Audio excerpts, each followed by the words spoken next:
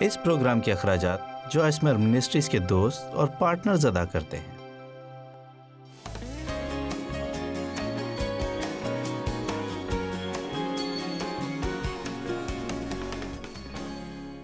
میں پھر سے اس بارے میں بات کروں گی کہ جب آپ خود کو آزمائش میں گھرا ہوا محسوس کرتے ہیں تو آزمائش محسوس کرنا بذات خود کوئی گناہ نہیں، اور میرے خیال میں آپ میں سے بہت سے لوگوں کے لیے اہم ترین بات ہے جو اس ہفتے کے اختتام پر میں نے کہی، کیونکہ بائبل کہتی ہے کہ آزمائشوں کا آنا ضرور ہے۔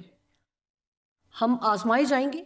ہو سکتا ہے کہ آپ کے سامنے جھوٹ بولنے یا فکر کرنے کی آزمائش ہو، شاید آپ پر چوری کرنے کی آزمائش آئے اور آپ کہیں اوہ میں چوری کی آزمائش میں نہیں پڑ سکتا۔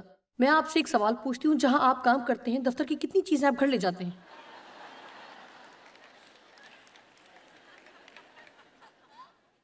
اوہ ہم ایسا نہیں کرتے۔ کیا آپ سنڈے اسکول کی کلاس لیتے ہیں اور آپ سب پیپر دفتر لے جاتے ہیں اور وہاں فوٹو کاپی مشین سے کاپیاں نکالتے ہیں؟ بہرحال ہم اس بات کو چھوڑ کر آگے بڑھتے ہیں۔ بات یہ ہے کہ خدا اس بات پر مجرم ٹھہراتا ہے کہ ہم بہانے بناتے ہیں۔ کیوں؟ سب یہی کرتے ہیں۔ خیر وہ مجھے اچھی تنخواہ نہیں دیتے، یہ شاید کچھ اور۔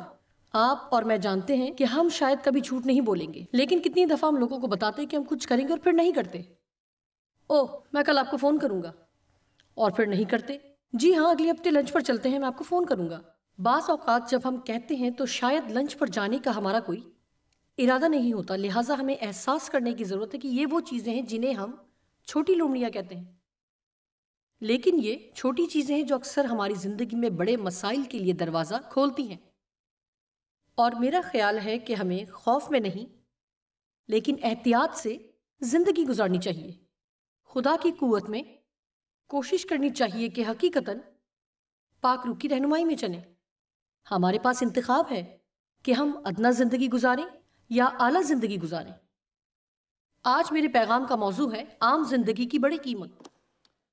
خدا ہمیں بڑی شاہراہوں اور اعلیٰ زندگی کی پیشکش کرتا ہے جو جینے لائق ہے اور پچھتاوے کے ساتھ خاتمہ نہ ہو، اور میں چاہتی ہوں کہ آپ اس بارے میں سوچیں۔ میرے لیے دنیا میں سب سے زیادہ اداس کرنے والی بات یہ ہے کہ کسی بوڑھے شخص کو دیکھوں جو موت کے بستر پر ہو اور واپس مڑ کر دیکھے تو اس کے پاس پچھتاوے کے سوا کچھ نہ ہو۔ میں نے خود اپنے باپ کے ساتھ ایسا ہوتے دیکھا اور یہ بے حد دکھ کی بات تھی۔ وہ بہت گھٹیا اور دکھ دینے والا، منفی اور تلخ انسان تھا۔ اس نے 83 برس کی عمر میں نجات پائی اور میں اس کے لیے شکر گزار ہوں، اور میں جانتی ہوں کہ اب وہ خدا کے پاس ہے، اور میں اس اعزاز کے لیے بھی شکر گزار ہوں کہ ہم اسے خدا کے پاس لانے کا سبب بنے، اور بالآخر کار اس نے توبہ کی۔ لیکن آپ جانتے ہیں کہ وہ مر گیا، اور میں جب واپس مڑ کر اس کی زندگی کو دیکھتی ہوں تو وہ پچھتاوے سے بھری ہے۔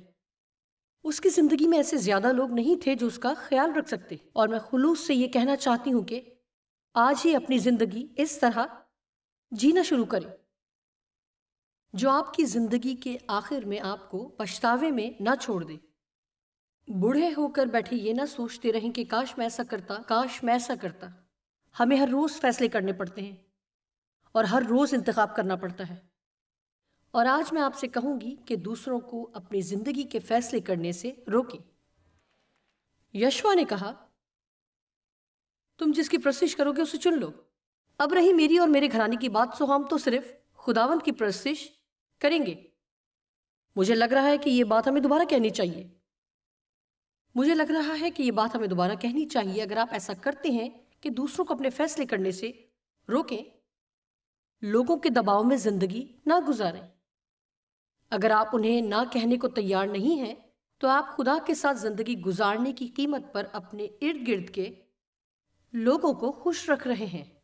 اگر آپ دوسروں کو نہ اور خدا کو ہاں کہہ سکتے ہیں تو ہمیشہ یاد رکھیں کہ لوگ آپ کی زندگی کے لیے جواب دہ نہیں ہوں گے۔ ہم میں سے ہر ایک خدا کے سامنے کھڑا ہوگا اور اپنی زندگی کے لیے اس کے سامنے جواب دہ ہوگا۔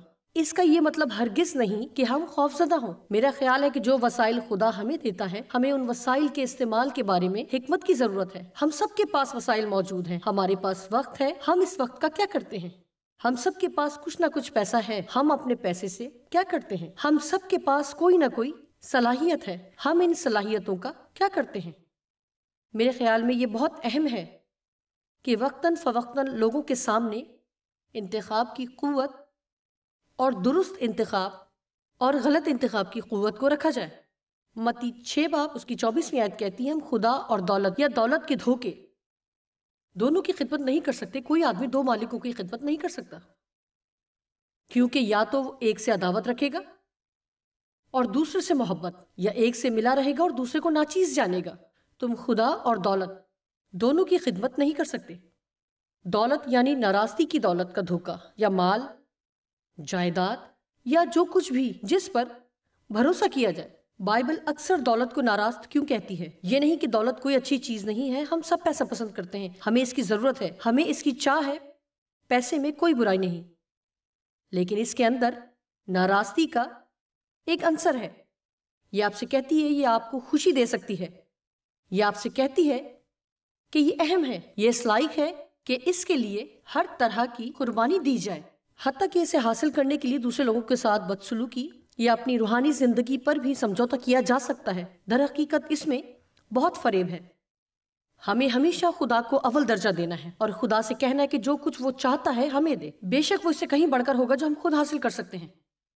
میں دوبارہ کہوں گی کہ ابلیس چاہتا ہے کہ آپ یہ سوچیں کہ اگر آپ خدا کی خدمت کریں گے تو ان تمام شاندار اور پرمسرت چیزوں سے محروم ہو جائیں گے۔ میں یہ نہیں کہوں گی کہ خدا کی خدمت کے لیے کسی قربانی کی ضرورت نہیں، ضرورت ہے، لیکن میں یہ وعدہ کر سکتی ہوں اور اسے نہ بھولیں، خدا کی بادشاہی کے لیے آپ جو کچھ بھی ترک کرتے ہیں، خدا اسے کئی گنا کر کے آپ کو واپس دے گا، اور جو کچھ آپ نے ترک کیا ہوگا آپ کو اس سے کہیں زیادہ ملے گا، یہ کبھی نہ بھولیں۔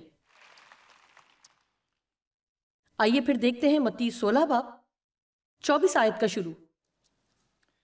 اس وقت یسوع نے اپنے شاگردوں سے کہا کہ اگر کوئی میرے پیچھے آنا چاہے تو اپنی خودی کا انکار کرے، یعنی خاطر میں نہ لائے، نظر انداز کرے اور خود کو اور اپنے تمام فوائد کو بھول جائے۔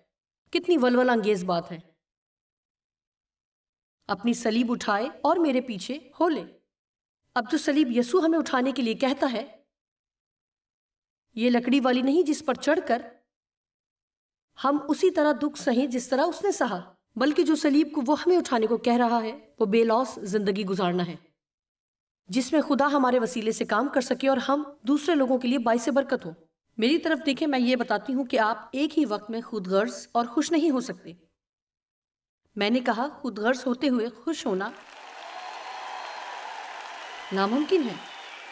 میں سمجھتی ہوں کہ یہاں بیٹھے ہوئے یا ٹی وی کے ناظرین میں سے کچھ لوگ ہوں گے کہ جو ناخوش ہیں، اور آپ سوچتے ہیں کہ اگر آپ کو ملازمت میں ترقی مل جائے تو آپ خوش ہوں گے، یا اگر آپ کی شادی ہو جائے تو خوش ہوں گے، اگر آپ کی شادی نہ ہوتی تو آپ خوش ہوتے، اگر آپ کا گھر بڑا ہوتا تو آپ خوش ہوتے۔ میں آپ کو یقین دہانی کراتی ہوں کہ آپ کے رنجیدہ ہونے کی بنیادی وجہ آپ کی خود غرضی اور خود پرستی ہے۔ مجھ پر پتھر نہ پھینکیں، میں نے اس سچائی کو خود اپنی زندگی میں خدا سے حاصل کیا۔ خود غرض مبلغ تھی، اور یہ کوئی اچھا امتزاج نہیں ہے۔ آمین۔ خود غرضی ہمیں تباہ حال بنا دیتی ہے۔ خدا نے ہمیں صرف اپنی خدمت کے لیے نہیں بلکہ دوسروں کی خدمت کے لیے بلایا ہے۔ دراصل دوسروں کے بارے میں سوچے بغیر خود کو خوش رکھنے کی جتنی زیادہ ہم کوشش کریں گے اتنے ہی ناخوش ہوں گے۔ آج آپ فوری طور پر اپنی خوشی بڑھا سکتے ہیں۔ آج اس جگہ سے باہر نکلتے ہوئے اپنی ذات کے لیے اپنے ذہن کو بند کر لیں اور خدا سے کہیں کہ وہ دکھائے کہ آپ کس کے لیے باعث برکت ہو سکتے ہیں۔ ثابت قدمی سے میرے ساتھ رہو، چاہے تمہیں مرنا ہی کیوں نہ پڑے۔ زندگی گزارنے کے میرے طریقے کی پیروی کرو، یعنی یہاں زمین پر کی عارضی زندگی کے آرام اور تحفظ کو جو کہ کچھ سالوں کی زندگی میں ہے بچائے گا، کیونکہ جو کوئی اپنی جان بچانا چاہے اسے کھوئے گا، یعنی ابدی زندگی کو، اور جو کوئی میری خاطر اپنی جان کھوئے گا یعنی زندگی کے آرام اور تحفظ کو، اسے پائے گا، یعنی ابدی زندگی کو۔ جب بائبل یہ کہتی ہے کہ وہ ہمیں زندگی دیتا ہے، یعنی جب آپ مسیح کو قبول کرتے ہیں تو نہ صرف آپ کبھی نہ مرنے میں داخل ہوتے ہیں بلکہ اس عالم میں سے نکل کر ایک اور عالم میں داخل ہو جاتے ہیں اور ابد تک زندہ رہتے ہیں۔ یہ زندگی جو خدا ہمیں دیتا ہے اور اس زمین پر کی جو زندگی میں وہ ہمیں دیتا ہے وہ معیاری زندگی ہے۔ صرف سانس لینا ہی نہیں بلکہ ہم خدا کی زندگی حاصل کرتے ہیں جو ہمارے اندر ہوتی ہے، اور ہم یہ سیکھ سکتے ہیں کہ ہمیں اپنے ارد گرد ہونے والی چیزوں کی نسبت اس کا خیال زیادہ رکھنا ہے۔ واو، کیا زندگی حسین نہیں؟ میرے لیے یہ بڑے المیہ کی بات ہے کہ وہ لوگ جو نجات یافتہ ہیں، جو چرچ بھی جاتے ہیں اور جو کچھ حد تک اپنی بائبل بھی پڑھتے ہیں، یہاں تک کہ ہو سکتا ہے کہ وہ کلیسیا میں خدمت بھی کرتے ہیں، لیکن وہ ناخوش ہیں کیونکہ وہ اس بات کو نہیں سمجھتے کہ آپ خدا اور باقی سب چیزوں کو جو دنیا کے لوگ رکھتے ہیں ایک ساتھ حاصل نہیں کر سکتے۔ میں یہ نہیں کہہ رہی کہ آپ وہ چیزیں حاصل نہیں کر سکتے جو دنیا میں لوگوں کے پاس ہیں، لیکن اپنی زندگی میں خدا کو پورے طور پر حاصل کرنے کے لیے کچھ ایسی چیزیں ضرور ہیں جنہیں آپ کو اور مجھے دونوں کو نہ کہنا ہوگا۔ اور اگر آپ واقعی پرجوش ہیں تو میں آپ کو بتا سکتی ہوں، میرا وعدہ ہے کہ اور بھی بہتر چیزیں پائیں گے۔ آیت 26، اور اگر آدمی ساری دنیا حاصل کرے اور اپنی جان کا نقصان اٹھائے تو اسے کیا فائدہ ہوگا؟ یعنی خدا کی بادشاہی میں اپنی بابرکت جان کا نقصان اٹھائے، یا آدمی اپنی جان کے بدلے کیا دے گا؟ یعنی خدا کی بادشاہی میں اپنی بابرکت جان کے بدلے۔ لہٰذا آج میں آپ سے کہنا چاہتی ہوں کہ زندگی میں آپ کا انتخاب چاہے کچھ بھی ہو، آپ کو اس کی قیمت دینا ہوگی۔ اگر آپ بادشاہی کو چنیں گے، بادشاہی کا مطلب کہ آپ خدا کے ساتھ چلنے کا انتخاب کریں، تو آپ کو صرف یہ کہنا ہی نہیں کہ آپ خدا پر ایمان رکھتے ہیں، بلکہ آپ کو ایمان رکھنے کے فیصلے کے ساتھ اس زمین پر ایسی زندگی کا انتخاب کرنا ہوگا جو خدا کو جلال اور عزت دے۔ اگر ہم بادشاہی کی زندگی چنتے ہیں تو ہمیں دنیا کی قیمت ادا کرنی ہوگی، اور اگر آپ دنیا کو چنتے ہیں تو بادشاہی کی زندگی دینی ہوگی۔ میرا خیال ہے کہ ہم ایسے دور میں رہ رہے ہیں جہاں ہم کلام کی خدمت کرنے والے خادمین کو مزید وضاحت کے ساتھ چیزوں کو بیان کرنے کی ضرورت ہے، کیونکہ یسوع بہت جلد واپس آ رہا ہے، اور ہمیں ایسا خاص طرز زندگی اپنانے کی ضرورت ہے جو اسے جلال اور عزت دے۔ مہربانی سے مجھے ایسے نہ دیکھیں جیسے او خدا اس پر ایک اور پیغام کہ مجھے کیا ترک کرنا ہے۔ مہربانی سے یاد رکھیں کہ کوئی بھی چیز جس پر خدا انگلی رکھے اور کہے یہ آپ کے لیے ٹھیک نہیں تو وہ آپ کے لیے ٹھیک نہیں، اور اگر آپ اسے خدا کے ہاتھ میں دے دیں گے تو وہ آپ کی زندگی میں کچھ ایسا لائے گا جو اس سے اعلیٰ ہوگا جو آپ سمجھتے ہیں کہ آپ نے قربان کی۔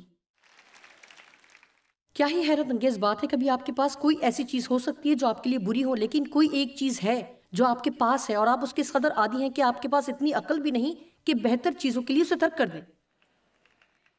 حیرت انگیز بات ہے نا، میں نے کتنے ہی سال تلخی اور نفرت میں گزار دیے کیونکہ میرے باپ نے مجھ سے جنسی زیادتی کی، اور مجھے نہیں معلوم تھا کہ میرے پاس انتخاب ہے، اور مجھے نہیں معلوم تھا کہ ایسا ممکن بھی ہے کہ مکمل طور پر اس پر قابو پاؤں۔ میں جھوٹ کو سچ سمجھ رہی تھی، میں سمجھتی تھی مجھے ہمیشہ گھٹیا کمتر زندگی ملے گی، میں سوچتی تھی کہ میری زندگی ہمیشہ دوسرے درجے کی ہوگی اور میرے لیے بہت دیر ہو چکی ہے۔ خیر یہ ایک جھوٹ تھا کیونکہ میں نے اس کا یقین کیا اور یہی میرے پاس تھا، لیکن میں نے دیکھا کہ مسیح میں میرے پاس انتخاب ہے۔ اب میری بات سنیں، اور خدا کا دیا انتخاب حاصل کرنے کے لیے مجھے تلخی، ناراضگی اور معاف نہ کرنے کو ترک کرنا تھا۔ خیر شروع میں یہ میرے لیے مشکل تھا کیونکہ میں اس کی عادی تھی، اور دنیا نے جو میرے ساتھ کیا اس کا بدلہ لینے کا یہ میرا اپنا طریقہ تھا۔ میں دنیا کو دکھ نہیں دے رہی تھی، میں اپنے آپ کو دکھ دے رہی تھی۔ میں پھر کہوں گی کہ بعض اوقات ہم نے ایک طریقے سے کوئی کام اتنے عرصے تک کیا ہوتا ہے کہ ہم بس یہی طریقہ جانتے ہیں۔ ہمیں کلام کے سامنے اپنے آپ کو کھول کر رکھنے کی ضرورت ہے۔ اے خدایا مجھے پرواہ نہیں کہ میں کس کی عادی ہوں، یا عام طور پر میں چیزوں کو کیسے کرتی ہوں، یا دنیا کیسے کرتی ہے۔ میں یہ جاننا چاہوں گی کہ ان حالات میں تو کیا کرتا، اور میں تیری پیروی کرنے کا فضل چاہتی ہوں کیونکہ میں وہ زندگی چاہتی ہوں جو صرف تو دے سکتا ہے۔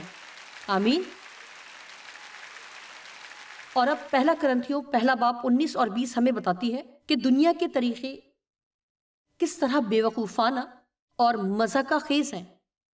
اگر آپ پہلے ہی سے نہیں جانتے تو آئیے اس پر ایک نظر ڈالتے ہیں اور خود کو یاد دہانی کرواتے ہیں۔ لکھا ہے، میں حکیموں کی حکمت کو نیست اور عقل مندوں کی عقل کو رد کروں گا، یعنی فلاسفروں کی فلسفی کو، چالاکوں کی چالاکی کو، پرکھنے والے کی پرکھ کو میں انہیں الٹ دوں گا، ختم کر دوں گا اور ان کو نیست کر دوں گا۔ کہاں کا حکیم یعنی فلاسفر، کہاں کا فقیہ یعنی عالم، تفتیش کرنے والا، دلیل دینے والا، کہاں کا اس جہان کا یا اس وقت کا بحث کرنے والا؟ کیا خدا نے دنیا کی حکمت کو بے وقوفی یا بے معنی نہیں ٹھہرایا؟ اب میرا خیال ہے اگر آپ اپنے ارد گرد نظر دوڑا کر یہ نہیں دیکھ سکتے کہ انسان کے طریقے کام نہیں کرتے، پھر آپ دیکھ نہیں رہے۔ میرا مطلب ہے کہ آج ہمارے ارد گرد دنیا، حکومتوں، معاشروں اور لوگوں کی زندگیوں میں بہت سی ناقابل یقین مضحکہ خیز چیزیں ہو رہی ہیں، اور خدا نے ہمیں پہلے ہی بتا دیا ہے کہ یہ کام نہیں کرے گی، لیکن ہم پھر بھی جسم کے طریقوں یعنی انسانوں کے طریقے سے کام کرتے رہتے ہیں، اور یہ خراب سے خراب تر اور بدتر سے بدترین ہوتا جاتا ہے۔ دیانتداری کی بات ہے، اور مجھے یہ کہنے کی ضرورت نہیں اور نہ ہی کسی فخر کے باعث کہوں گی کہ اگر میں ان لوگوں کے ساتھ کوئی 5 منٹ بیٹھوں تو میں دنیا کے بہت مسائل حل کر دوں۔ میرا مطلب اس کے لیے کوئی ماہرین کی فیصلہ ساز کمیٹی کی ضرورت نہیں، آپ بھی کر سکتے ہیں، کیونکہ آپ میں خدا کی حکمت ہے۔ اب سنیں، بات یہ ہے کہ نئے سرے سے پیدا ہوئے ایماندار کے طور پر آپ کے پاس انتخاب کا فیصلہ ہے، آپ کو ذہنی عقل سے جینے کی ضرورت نہیں۔ اگر آپ تمام الفاظ پر غور کریں تو یہاں اس نے فلاسفروں، عالموں اور بحث کرنے اور منطقی لوگوں کی بات کی ہے جو ہر وقت اپنے ذہن کی عقل استعمال کرتے ہیں۔ مجھے پرواہ نہیں کہ آپ کسی چیز کے بارے میں کیا سوچتے ہیں، اگر خدا کہتا ہے تو یہ اہم ہے، کیونکہ آخر میں خدا ہی جیتے گا۔ یہ ایسے ہی ہے کہ جیسے جہالت دنیا میں بوئی گئی ہے، اور آج یہ ایسے ہی ہے جیسے کہ بالکل بالکل بالکل ناقابل یقین۔ آئیے کچھ چیزوں کے بارے میں سوچیں۔ میں نے یہاں کچھ چیزوں سے متعلق کچھ صفحے لکھے ہیں۔ دنیا ان چیزوں کو کیسے دیکھتی ہے اور کلام ان کے بارے میں کیا کہتا ہے۔ دنیا کہتی ہے لالچی بنو، اپنے لیے سب کچھ بچاؤ، نمبر 1 کی تلاش میں رہو جو بے شک آپ خود ہیں، اور شاید کسی دن قسمت سے آپ کچھ حاصل کر لیں۔ اپنا خیال رکھیں، کیونکہ اگر آپ اپنا خیال نہیں رکھیں گے تو کوئی نہیں رکھے گا۔ کلام کہتا ہے لالچ نہ کرو، جو کچھ حاصل کر چکے ہو اس کا کچھ حصہ دو، دوسروں کا خیال رکھو۔ آپ کو اپنے بارے میں فکر کرنے کی ضرورت نہیں، کیونکہ خدا آپ کی فکر کرے گا اور آپ کو خوشی اور اطمینان حاصل ہوگا۔ آپ کے پاس انتخاب ہے کہ آپ کیا چاہتے ہیں، دنیا کا طریقہ یا خدا کا طریقہ۔ آمین۔ کیا آپ جانتے ہیں کہ جو کچھ ہم جانتے ہیں یہ جاننا کس قدر حیرت انگیز ہے؟ ہمیں دنیا کے لیے دعا کرنا چاہیے، کیونکہ جو ہم جانتے ہیں صرف اسے جاننا ہی ناقابل یقین طور پر حیرت انگیز برکت ہے۔ بہت سے لوگ مکمل تاریکی میں رہتے ہیں کیونکہ ان کے پاس کوئی علم نہیں۔ اس لیے میں جو کچھ کر رہی ہوں وہ کرنا بہت پسند کرتی ہوں، اور میں شکر گزار ہوں کہ میں دنیا کے بہت ٹیلی ویژن چینلز پر آتی ہوں، کیونکہ ہر شخص چرچ نہیں جاتا لیکن ہر کوئی ٹی وی دیکھتا ہے۔ اور میں آپ کو بتا سکتی ہوں کہ آپ میں سے کئی ایسے ہیں جنہوں نے بس یوں ہی یہ چینل لگا لیا، اور اب آپ ابھی تک کھلے منہ کے ساتھ بیٹھے اسے دیکھ رہے ہیں اور سوچ رہے ہیں کہ یہ کیا کر رہی ہے۔ خیر، اس کی آواز عجیب سی ہے، یہ کیا سمجھتی ہے، یہ کیا کر رہی ہے، اوہو یہ تو بڑی منہ پھٹ خاتون ہے۔ خیر، سنتے ہیں۔ آمین۔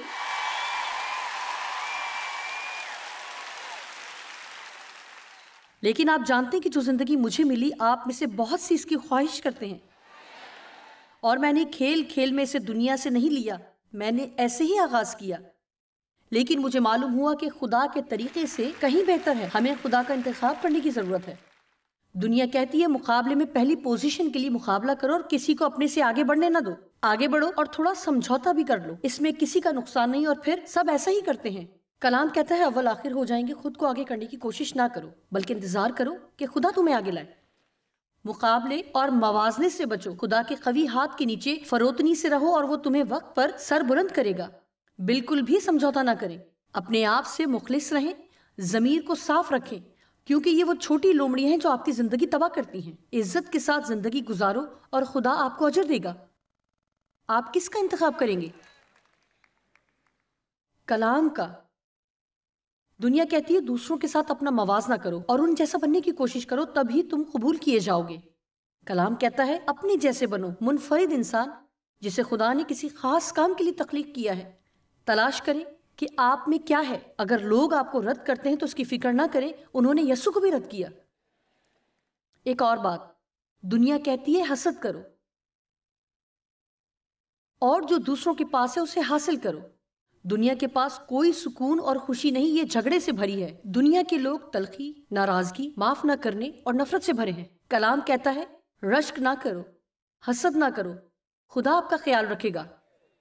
ہر قیمت پر جھگڑے سے بچو۔ اگر آپ اپنے دشمنوں کو معاف نہیں کرتے تو خدا کی طرف سے اپنی برکتوں کو محدود کرتے ہیں۔ ان کو برکت دو، ان کے لیے دعا کرو اور سب سے بڑھ کر محبت میں چلو۔ اب میں نے دونوں طریقے آزمائے ہیں اور میں زندگی میں آپ کا کچھ وقت بچا سکتی ہوں، میں آپ کو کچھ تکلیف اور اذیت سے بچا سکتی ہوں۔ میں نے ان سب طریقوں کو آزمایا ہے اور میں آپ کو بتا سکتی ہوں کہ خدا کا طریقہ ہی واحد طریقہ ہے جو کام کرتا ہے۔ یہی وہ واحد چیز ہے جو آپ کو وہ زندگی دے سکتی ہے جو آپ حاصل کرنا چاہتے ہیں۔ اب یہ دنیا آپ کا گھر نہیں، یہ آپ کا گھر نہیں ہے۔ آپ کو اپنے ذہن کی دانائی سے زندگی نہیں بلکہ اپنی روح سے زندگی گزارنی ہے۔ میں نے جو کچھ سیکھا آپ کو بتاتی ہوں۔ میں نہیں جانتی کہ آپ میں سے کتنے ہیں جن کے پاس وہ کئی چیزیں جو خدا نے آپ کو بتایا تھا کہ دے دے، شاید اس سے آپ کو مدد ملے۔ گھر جا کر ان چیزوں کی فہرست بنائیں، ہر اس چیز کی جس پر خدا انگلی رکھے اور آپ سے کہے کہ اسے بادشاہی کے لیے استعمال کرو یا کسی اور کی خوشی کے لیے استعمال کرو یا کسی کی مدد کرو، چاہے یہ کوئی چیز ہو، آپ کا پیسہ ہو یا کچھ بھی، آپ کا کچھ وقت ہو یا شاید کچھ بھی۔ ایک دفعہ خدا نے اس پر انگلی رکھ دی تو پھر وہ آپ کا نہ رہا۔ یہ نہیں کہ یہ کبھی آپ کی نہیں تھی، لیکن اگر خدا ہمیں بتاتا ہے کہ کسی چیز کو چھوڑ دیں اور ہم اسے رکھتے ہیں تو اس کے بعد ہم اس سے لطف اندوز نہیں ہو سکتے۔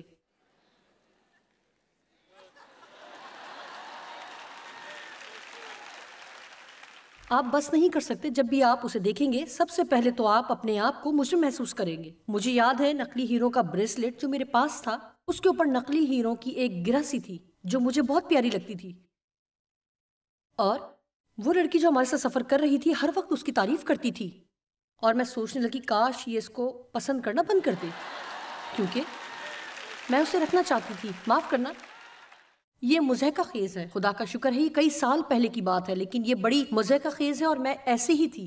میں نے خدا سے کہا اس کا ہاتھ مجھ سے بہت چھوٹا ہے، یہ تو اس کی کلائی پر ٹھہرے گا بھی نہیں۔ اس کے بعد میں نے وہ کانفرنس کی اور گھر چلی گئی۔ اگلی دفعہ جب میں نے اسے پہنا تو وہ لڑکی، کیا کمال ہے، یہ تو بہت خوبصورت ہے، اور مجھے دوبارہ محسوس ہوا کہ مجھے یہ بریسلیٹ اسے دے دینا چاہیے، اور میرے پاس یہ دو نہیں تھے اور میں اسے رکھنا چاہتی تھی۔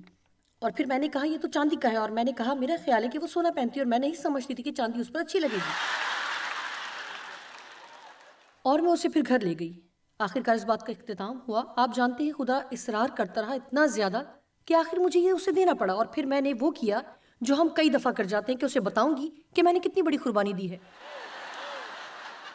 میرا خیال ہے آپ اس سے محظوظ ہوئے ہوں گے کیونکہ یہ میرا پسندیدہ بریسلیٹ تھا، اور آپ جانتے ہیں کہ میں حقیقتاً اسے یاد کرتی تھی، لہٰذا جب بھی میں اسے یہ پہنے دیکھتی تو اس کے بارے میں ضرور کچھ کہتی، اوہ یہاں پر بہت اچھا لگتا ہے، ہاں یہ بہت خوبصورت ہے، میں اسے بہت مس کرتی ہوں۔ خیر ایک دن وہ آئی اور اس نے مجھے یہ واپس کر دیا۔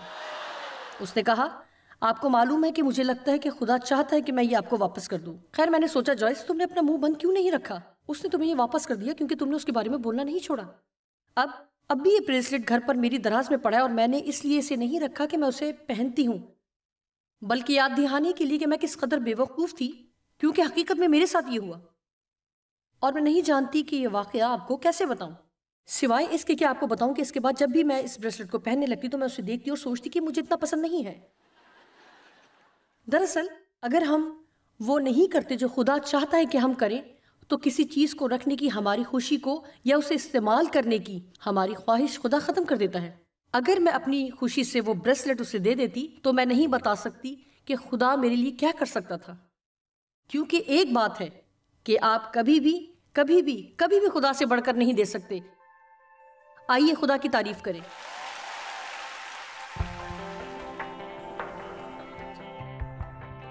جی اتنا زندگی کی بڑی قیمت ہے۔ ہم دوسروں کو خوش کرنے کے لیے جینے کا فیصلہ کر کے ان کی زندگی کو ترک کر سکتے ہیں جو ہمیں خدا میں مل سکتی ہے، یا ہم مسیح کی پیروی کر سکتے ہیں، اور ہم جو کچھ خدا کی بادشاہی کے لیے چھوڑیں گے تو حتمی طور پر جو بہترین زندگی خدا ہمیں دے سکتا ہے ہمیں دلائے گا۔ فیصلہ آپ کا ہے۔